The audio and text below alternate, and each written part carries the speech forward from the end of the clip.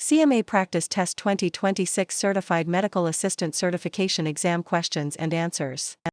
Question 1. What is the primary core objective when studying for the CMA? To memorize isolated facts without context. To apply comprehensive theoretical frameworks to practical scenarios. To focus solely on historical developments. To bypass standardized operational procedures.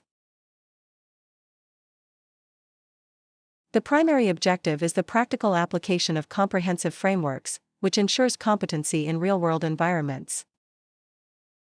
Question 2. Which of the following methodologies is most appropriate when addressing standard scenarios in CMA? Implementing evidence-based best practices, relying strictly on anecdotal experiences, utilizing deprecated models of analysis, delegating the assessment to untrained personnel.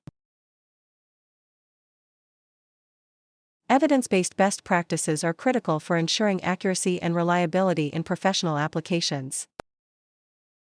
Question 3. In the context of the CMA, how should a practitioner handle an unexpected critical anomaly? Ignore the anomaly and proceed with standard steps. Document the anomaly and apply standard troubleshooting or referral protocols. Immediately cease all operations permanently. Guess the solution without documentation. Proper documentation and adherence to troubleshooting/referral protocols ensure safety and compliance. Question 4. Which concept forms the foundational baseline for the CMA framework? Ethical compliance and standardized operational guidelines, subjective interpretation of empirical data, unregulated experimentation, outdated legacy systems management.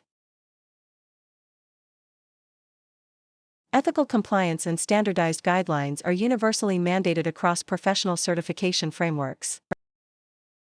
Question 5. When preparing a strategic assessment for CMA, what is the most crucial factor? Speed of completion over accuracy, thorough evaluation of all variables and adherence to guidelines, focusing only on the easiest variables, using unverified secondary data sources. Thorough evaluation ensures all factors are considered, minimizing risk and ensuring comprehensive results. Question 6. Which action represents a violation of professional standards in the context of CMA? Engaging in continuous education, failing to document material changes in a timely manner, consulting with peers on complex issues, adhering strictly to compliance regulations. Failure to document material changes violates transparency and accountability standards expected in the profession. Question 7. What is the recommended approach for integrating new regulatory updates into CMA practices? Wait until a penalty is issued before adopting. Review, understand, and systematically integrate the updates immediately. Assume old practices are permanently grandfathered in. Apply updates only to future theoretical models. Proactive integration of regulatory updates ensures continuous compliance and professional efficacy.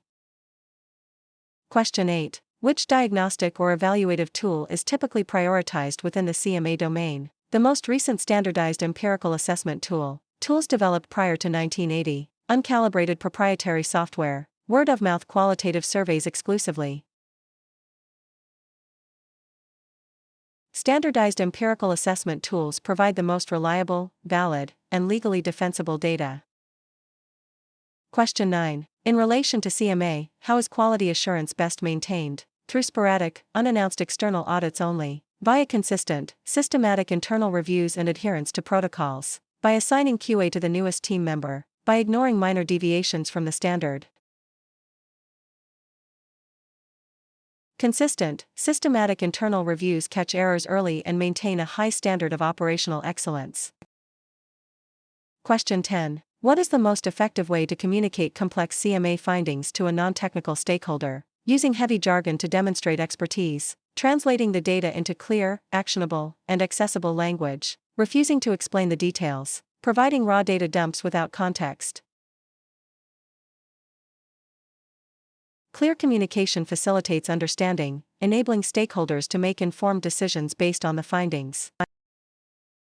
Question 11. When a standard protocol in CMA contradicts a specific situational variable, what is the best course of action? Blindly follow the standard protocol regardless of outcome. Evaluate the risk, document the rationale for any deviation, and consult supervisors. Abandon all protocols entirely. Apply a protocol from an unrelated field.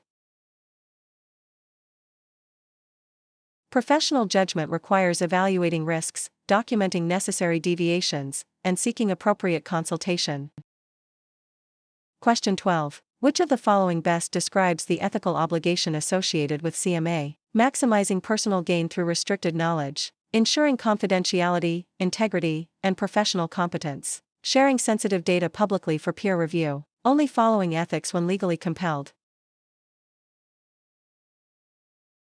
Confidentiality, integrity, and professional competence are the pillars of professional ethical obligations.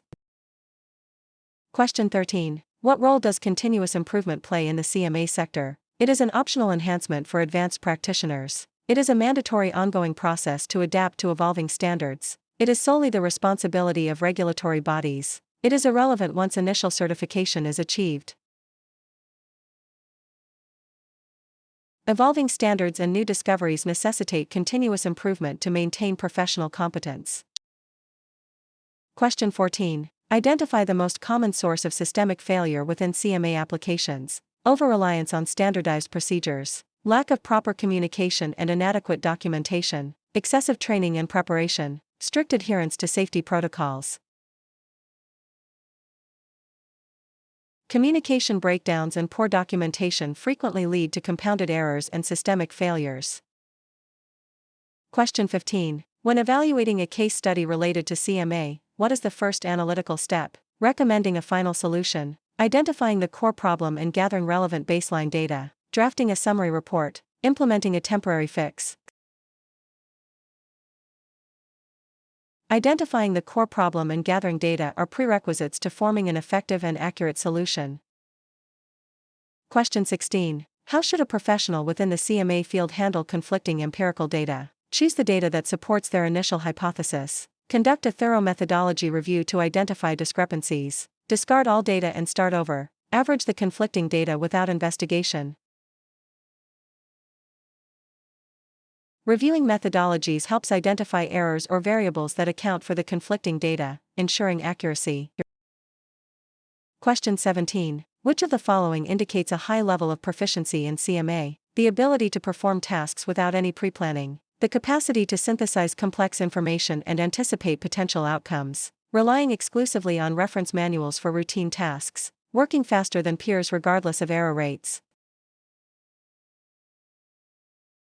Synthesizing information and anticipating outcomes demonstrates a deep understanding and mastery of the subject matter.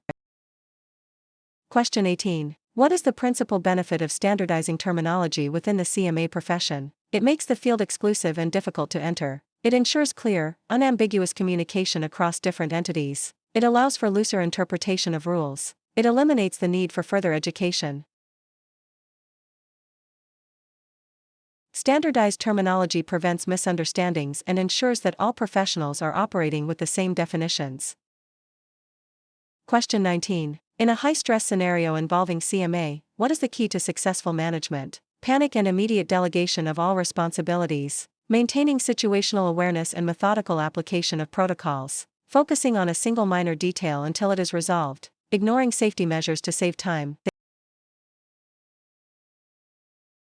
Situational awareness and methodical protocol application maintain control and ensure safe, effective outcomes under pressure. Question 20. What is the ultimate goal of mastering the principles of CMA? To achieve a static state of knowledge. To deliver optimal outcomes while minimizing risk and maximizing efficiency. To surpass peers in theoretical debates. To transition to an entirely different career field. Optimal outcomes, risk minimization, and high efficiency are the universal goals of professional mastery and certification.